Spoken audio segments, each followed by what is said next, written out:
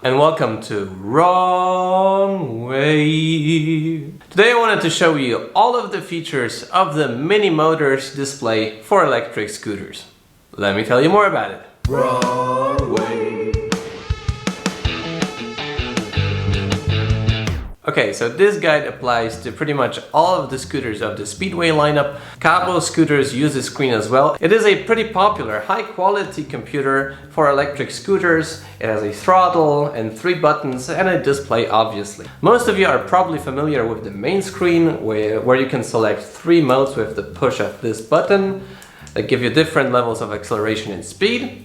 And you have other parameters when you press mode, for example the voltage of the system, and there, depending on the nominal voltage of your battery unit, you can more precisely see the battery status of your scooter. Anyways, on this main screen you can also see the odometer of the scooter, how long it has been on, there's also a trip counter and so on, but you know all of this stuff.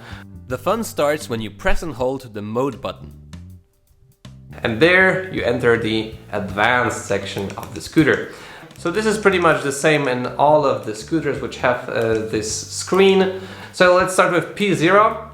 P0 is the wheel size, so the computer can accurately calculate how fast you're going. In my case it is a Speedway Mini 4 Pro, so the wheel size is 8 inches. You can go from 5 inches up to 26 inches, like if there was a scooter that has 26-inch wheels. The next setting is P1, and usually the first 4 settings you don't change them because these are just factory settings. So P1 is the voltage of the system, and this parameter can accurately tell you the state of the battery. So in this case it's 48 volts Speedway Mini 4 Pro, and this is the number I will select.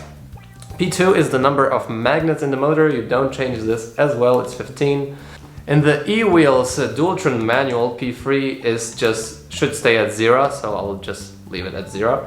P4 are the units you use, so if it's 1 it's miles per hour, and you can also see the units change on screen. P5 is a kickstart or a standing start. If it's at 0 you just touch the throttle and it starts rolling around, and 1 is a kickstart too. So you actually have to push the scooter before driving. This is a really good solution, especially if you have a more powerful scooter, so nobody accidentally mashes the throttle and the scooter just goes somewhere. So P5, I would leave that at 1. Then we have P6, and P6 is the cruise control. So if you hold the throttle for 5 seconds or longer at a certain point, it will just keep giving the same amount of power to the motor. It will not maintain the speed, but actually the power output of the motor. So I like the cruise control, I just leave it at 1. Then P7 is the type of start you have, or type of acceleration. So if it's at 0 you have a very aggressive start, and if you have it at 5 it's a soft start. So it takes a while until the scooter reaches the maximum possible acceleration. If you want to have a more comfortable ride with less aggressive acceleration, but you still want the full potential of the scooter, just dial it at 5. I have it at 0 because I like aggressive driving, but most of the users prefer 3 or 2. P8 is the maximum power output of the scooter.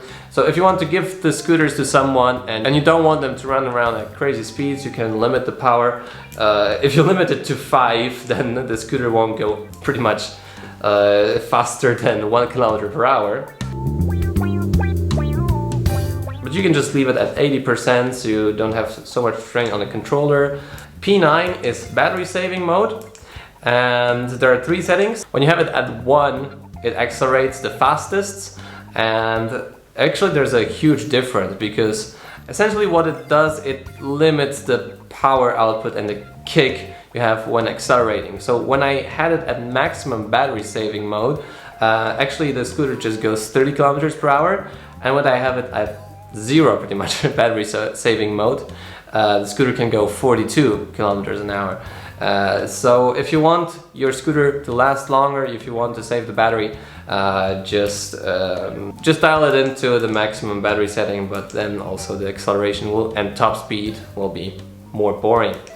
PA is the electronic brake power, so if the electronic brake, like the regen, annoys you, you can just set it to 0 and there's no electronic braking, and then there are 5 additional settings. The higher the number, the stronger the electronic braking. I like electronic braking and that's why I leave it at 5. PB is the brightness of the screen.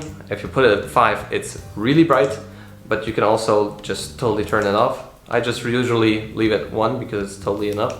And PC is the amount of time this system stays on when doing nothing with the scooter. So you can set it to 1 minute up to 30 minutes. So if you want to leave the lights on, for example, after you arrive at the scooter, just set it to 30 minutes and it will automatically turn off after 30 minutes. And PD is the electronic ABS system. And basically what it does is when it's on and you brake, there's this characteristic it brakes in like very small steps with the electronic brake. I find it quite annoying, so that's why I turn it off usually. But perhaps when it's very icy or there are really tough conditions, you can turn it on. So yeah, that's it. You can see all the parameters here. It's just a screenshot of the Dualtron manual. You also know what my favorite settings are of this computer. And if you're still here, thank you. Leave a like on the video, subscribe if you want to see more content like this. And I'll see you in the next video. See you soon.